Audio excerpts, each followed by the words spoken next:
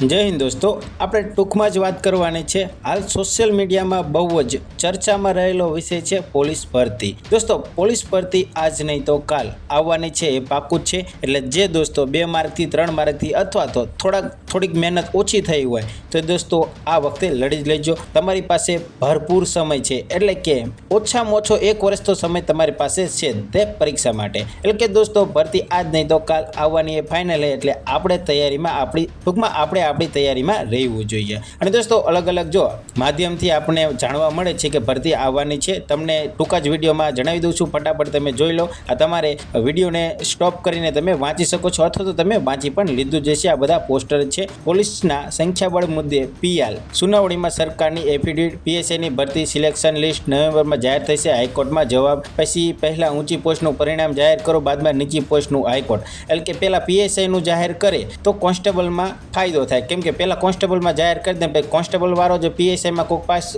થાય તો તેની જગ્યા ખાલી રહી જાય, તેના માટે કહે છે. તો દોસ્તો આ બીજા પણ જો ટીવી 13ના સમાચાર છે. પોલીસ ભરતીને લઈને સૌથી મોટા સમાચાર દોસ્તો, ડિસેમ્બર માસમાં જાહેર થઈ શકે છે પોલીસ ભરતી નવી ભરતી, એટલે કે પોલીસની નવી ભરતી. આશરે 13,000થી વધુ પોલીસ કર્મીની જાહેરાત થઈ શકે છે. 7,000થી વધુ બિન હથિયારી લોકરક્ષકની ભરતી. દોસ્તો 7,000થી વધુ તમે જાણી શકો છો. 7,000 એટલે ઘણા બધા કહેવાય. એટલે તૈયારીમાં લાગી જજો. હું માનું છું 10થી 12 માર્કથી જો તમે રહી જતા હોય તો તમારે અત્યારથી તૈયારી ચાલુ કરી જ દેવી જોઈએ. તમે આ વખતે 100% તમે ભરતી પાસ કરી શકો છો. પછી દોસ્તો 2500થી વધુ હથિયારી લોકરક્ષકની ભરતી આવશે, એટલે કે તેની જાહેરાત થશે. 3,000થી વધુ, એટલે કે 3,000ની ભરતી આવી શકે છે એસઆરબીની. દોસ્તો આ લાસ્ટ ભરતીમાં 1,000 જ જગ્યા હતી એસઆરબીની, અને આ વખતે 3,000 જેટલી એસઆરબીની આવવાની છે. 684 પીએસઆઈની પણ આવી શકે છે ભરતી. દોસ્તો ટૂંકમાં ઓવરઓલ તમને જણાવી દઉં કે ભરતી આવવાની તો ફાઇનલ છે. 2026ના એન્ડમાં તમારો ગ્રાઉન્ડ પણ હોઈ શકે, અથવા તો વહેલા પણ લઈ એવી શક્યતા તો ઓછી છે, પણ લઈ શકે છે. આ તો સરકાર કહેવાય, ગમે તે કરી શકે છે. એટલે આપણે ટૂંકમાં આપણી તૈયારીમાં રહેવું જોઈએ. હવે આપણે મુદ્દાની વાત કરીએ તો પહેલાં તમને જો બીજા હજી પત્રકારના નીના પેમ્પલેટ બતાવી દઉં છું, પછી એક મુદ્દાની વાત જણાવી દઉં તમને. દોસ્તો અલગ અલગ જગ્યાએ ટ્વિટરમાં,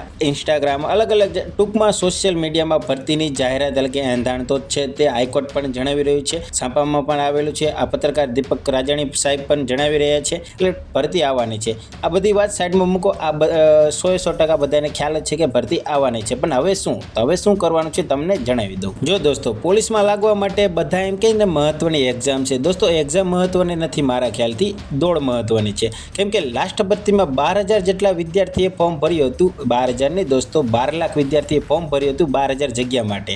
અને 12,000 જગ્યા માટે 12 લાખ ફોર્મ ભરાણા. 12 લાખ ફોર્મમાંથી 8 લાખ જેવી અરજી કન્ફર્મ થઈ.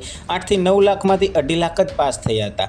એટલે કે 100 જણા દોડાવે ત્યારે 30થી 35 જણા પાસ થતા હોય છે. તો એનો મતલબ એવો કે આપણે દોડ મહત્વની છે. કેમ કે દોસ્તો તમે ફોર્મ તો ભરી દેશો, દોડ જ પાસ નહીં થાવ તો એક્ઝામ માટે તમે ક્વોલિફાય જ નથી થવાના. એટલે એક્ઝામ તમે ક્યારે દઈ શકશો? દોડ પાસ હશો તો. એટલે પહેલું પગથિયું મહત્વનું છે દોડ. એટલે આપણે દોડ તો શરૂ કરવી જોઈએ. તો દોડ તમારે જો દોસ્તો અમુક એવા વિદ્યાર્થી છે કે જેને દોડ જ નથી થતી, અથવા તો એમને એમ છે કે આપણે પૂરું જ નહીં થતું, અથવા તો વજન વધી, જો ગમે તે હોય, તમે ટૂંકમાં તમારે દોડ ન થતી હોય, તમે 2 રાઉન્ડ 4 રાઉન્ડ અથવા તો 26 minute 27 minute 28 minute 30 minute 32 minute પણ સમય જો તમારે આવતો હોય તો તમારે આ મારા ટાઈમ ટેબલનો વિડીયો જોવો જોઈએ. તમને નીચે લિંક આપી દઈશ, તમે ટાઈમ ટેબલનો વિડીયો જોઈ લેજો. આપણે વિડીયો લાંબો નથી કરવો, ટૂંકમાં પતાવવાનો છે. અને દોસ્તો આપણે ટાઈમ ટેબલ પ્રમાણે આપણે રોજ લાઈવ આવીએ છીએ. તો લાઈવના તમને પેમ્પલેટ પણ બતાવી દઉં છું. આપણે ડેલી લાઈવ આવીએ છીએ. 10 દિવસ આપણે લાઈવ થઈ ગયા છીએ. આજે 11મો દિવસ છે. 11મા દિવસમાં 10 મિનિટ નોર્મલ રનિંગ છે. ટૂંકમાં દોસ્તો આપણે જે તમને ટાઈમ ટેબલ આપ્યું છે તે ટાઈમ ટેબલ પ્રમાણે આપણે લાઈવ પણ આવીને તમને માહિતી આપીએ છીએ. તો ચાલો દોસ્તો વધારે માહિતી નથી આપવાની, ભરતી આવવાની છે એટલે લાગી પડજો, તૈયારી કરવા માંડજો. અત્યારે દોડ પણ પૂરી કરીને રાખજો. એટલે તમારે લાસ્ટ જ્યારે ભરતી જાહેર થાય ત્યારે તમે વાંચવામાં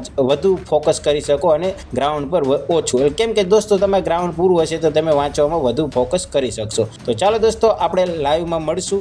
લાઈવમાં તમે આવી જજો અને આ ટાઈમ ટેબલનો વિડીયો જોઈ લેજો. 90 દિવસનું ચેલેન્જ છે. 90 દિવસની અંદર ગમે તે વિદ્યાર્થી 5 કિલોમીટર દોડ પૂરી કરી શકશે. અને દોસ્તો કોઈ તમારો બીજો પ્રશ્ન હોય તો તમે કમેન્ટ કરીને જણાવજો, અથવા તો લાઈવમાં તમે આવજો. તમને લાઈવમાં પણ તમને તમારા પ્રશ્નનું સમાધાન કરી દઈશ, તમારે ગમે તે પ્રશ્ન હોય. તો ચાલો દોસ્તો મળીએ બીજા વિડીયોમાં. જય હિન્દ, જય ભારત.